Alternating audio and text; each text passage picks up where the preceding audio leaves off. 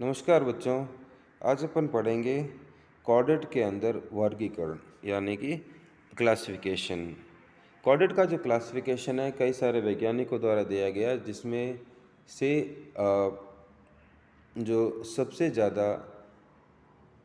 ज़्यादा मान्य जो वर्गीकरण है उसके बारे में अपन स्टडी करेंगे आज। इसका देखो, सबसे पहली चीज़ आती है, कोई भी वर्गीकरण रहता है तो उसका आधार क्या है, बेसिस क्या है, किन किन की कैरेक्टर्स के आधार पर उसका वर्गीकरण किया गया है, इसको स्टडी किया जाता है।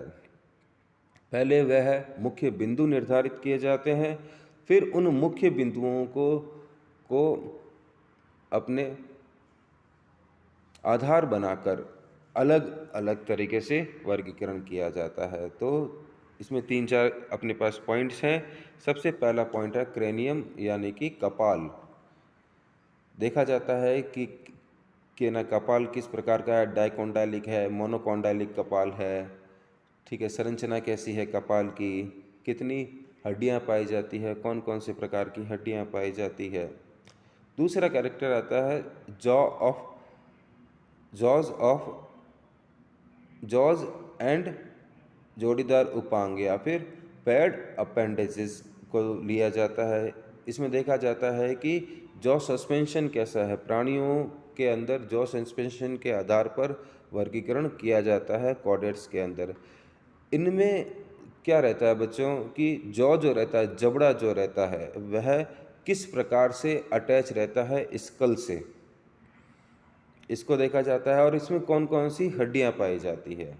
दूसरा इसमें रहता है पैड अपेंडेजेस कितने पाए जाते हैं, कौन कौन से पाए जाते हैं और किस प्रकार के पैड अपेंडेजेस पाए जाते हैं, उसमें देखा जाता है। तीसरा पॉइंट आता है टाइप्स ऑफ अपेंडेजेस, उपांगों के प्रकार के बारे में देखा जाता है। एक्स्ट्रा एम्ब्रियोनिक मेम्ब्रेन कौन सी है, ये देखी जाती है, यानी कि एम्ब्रियो के चारों ओर जो जो आपके झिल्लियाँ पाई जाती है उसको एक्स्ट्रा एम्ब्रियोनिक मेम्ब्रेन कहते हैं, जिसमें कि कॉरियन है, एम्ब्रियन है आदि आते हैं। त्वचा की संरचना कैसी है, इसको आधार बनाया जाता है। अब देखिए, अपन बात करते हैं कॉर्डेटा के वर्गीकरण में आगे, कि कॉर्डेटा जो है, फाइलम कॉर्डेटा जो है, उसको क्रेनियम के आधार पर दो भागों में बांटा गया है। एक रहता है ग्रुप ए और दूसरा ग्रुप बी। पहला आता है क्रेनिएटा और दूसरा आता है अक्रेनिएटा। इसकी अपन बात करें अक्रेनिएटा की, इसमें आते हैं प्रोटोकॉर्डेट्स, यानी ऐसे एनिमल जिनके अंदर क्रेनियम नहीं पाया जाता है, उनको कहते हैं अक्रेनिएटा एनिमल्स कहा जाता है। अक्रेनिएटा एनिमल्स कहेंगे जिसमें कि दो आते हैं सब फाइलम, यूरोकॉर्डेटा एंड सिफेलोकॉर्डेटा।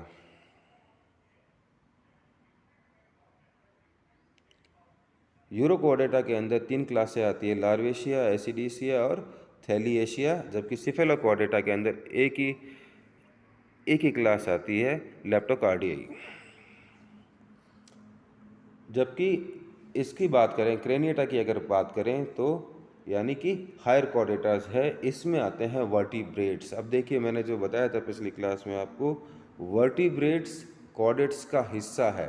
सारे वर्टिब्रेट्स कॉर्डेट्स हैं, लेकिन सारे कॉर्डेट्स वर्टिब्रेट्स नहीं हैं, ये ध्यान देने वाली बात है। अब अपन बात करते हैं सब फाइलम वर्टिब्रेटा की। वर्टिब्रेटा जो है सब फाइलम, इसमें जॉ एंड पेड अपेंडेजेस के आधार पर इसको दो डिविजन्स में बांटा गया है, अग्नेथा और नेथोस्टोमेटा।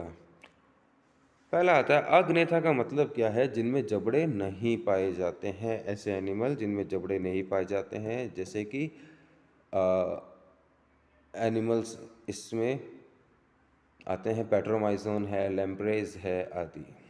ऑस्ट्रेकोडर्माई है जो कि लगभग विलुप्त हो चुकी है। दूसरा आता है साइक्लोस्टोमेटा, जिसमें कि ये एनिमल्स आते हैं, पेट्रोमाइजोन, लैम्प्रे आदि आते हैं। नेथोस्टोमेटा ऐसे एनिमल्स होते हैं जिनके अंदर जबड़े पाए जाते हैं। नेथोस्टोमेटा जो है जिनमें जबड़े पाए जाते हैं इन एनिमल्स के अंदर। इनको दो सुपर क्लासेस में बांटा गया है, Pisces and tetrapoda, on the basis of types of appendages.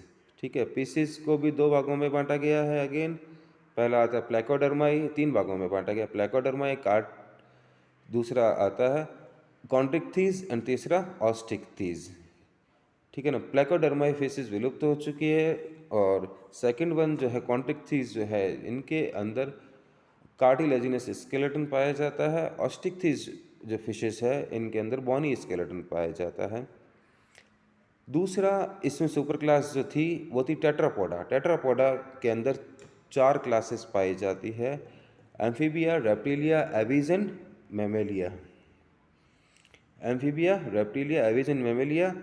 अब देखिए इसमें एक आपके संक्षिप्त रूपरेखा दी गई है, सभी अपन ने जो अभी तक देखा है उसका एक संक्षिप्त रूपरेखा दी गई है वर्गीकरण की, और थोड़ा सा एक्सप्लेनेशन है। तो सबसे पहले अपन बात करते हैं अक्रेनिएटा की। अक्रेनिएटा फर्स्ट वर्टिब्रेट्स है, इनके अंदर क्रेनियम नहीं पाया जाता है। छोटे व आदिम प्रकार के एनिमल्स पाए जाते हैं। नोटोकॉर्ड लाइफ में किसी न किसी अवस्था में या जीवन पर्यंत पाई जाती है। क्रेनियम स्पष्ट सिर व कशेरुकदंड अनुपस्थित होता है। एक्सोस्केलेटन व युग्मक उपांगों का अभाव होता है तथा जबड़े नहीं पाए जाते हैं, वास्तविक जबड़े नहीं पाई जाती हैं।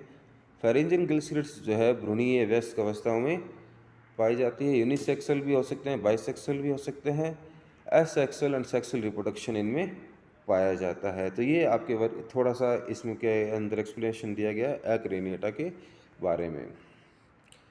अब देखिए ये जो अपन ने वर्गीकरण किया था टेट्रापोडा का, एम्फीबिया में कौन से एनिमल्स आते हैं? एम्फीबिया के अंदर ऐसे एनिमल्स आते हैं जो कि जल व थल दोनों पे रह सकते हैं, जैसे कि मेंढक है, आप लोगों को जानकारी है, मेंढक वगैरह जो है, या फिर सैलामेंडर है, ये है एम्फीबिया में आते हैं।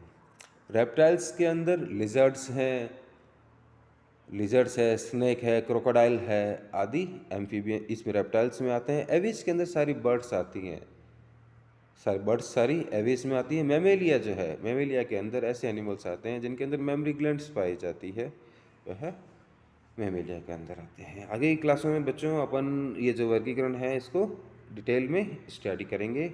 Thank you.